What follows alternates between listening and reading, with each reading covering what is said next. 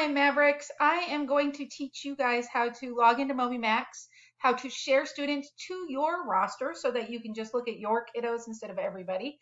And then I am going to show you how to send or share letters with students so that they know how to log in. So the first thing you have to do is you need to sign in. Hopefully I will have a document that gives you how to sign in attached to your email. Basically, it's your school email is your username, and then I've already changed my password and I don't remember what the original password was, but you can just hit forgot your password and they'll send you a new one. So you're going to sign in, and as you're signing in, you're going to notice it's kind of a clunky site at the beginning, but right now we just want to get them on and get them working on it. So what I want you to do is you are going to go down on the left-hand side, and you're going to go all the way down to the teacher admin section here, and you're going to hit or click on roster. So I click on my roster.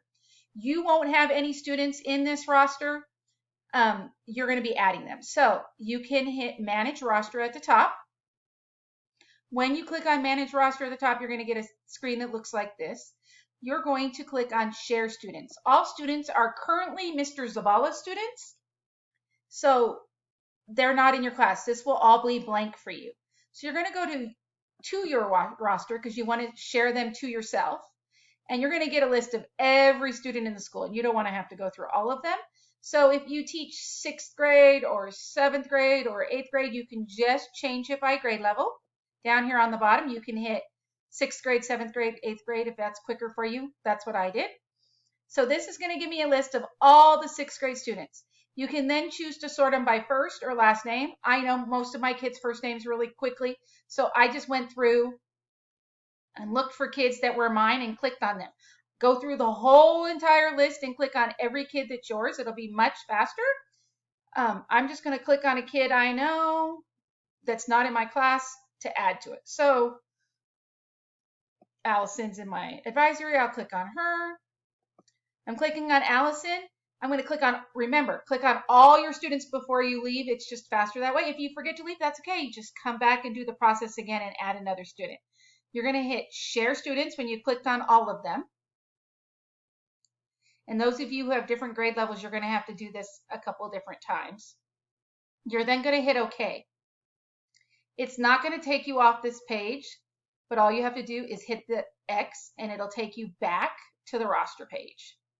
So now that you're on your roster page, you have students on your roster. You can create or edit a group. So I created groups by periods and have kids sorted by what period they're in.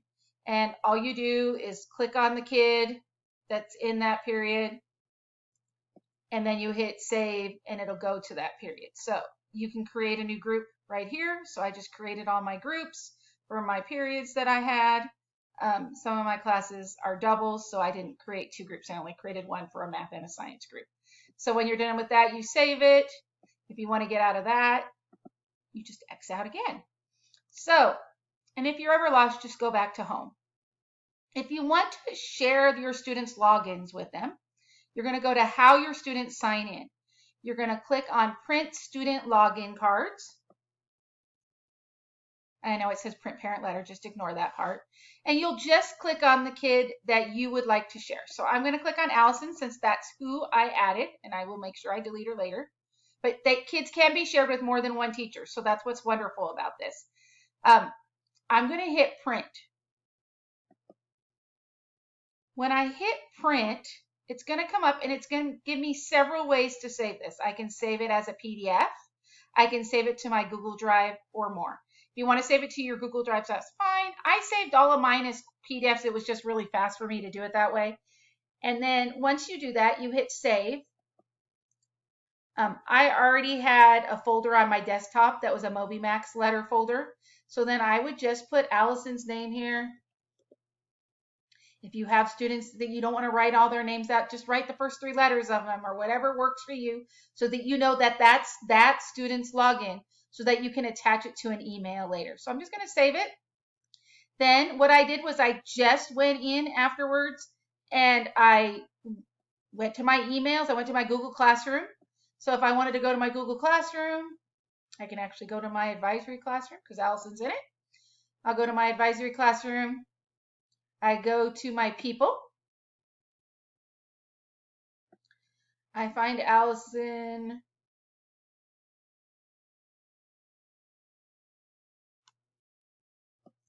I click on her. I can actually just click on the three dots and I hit email student.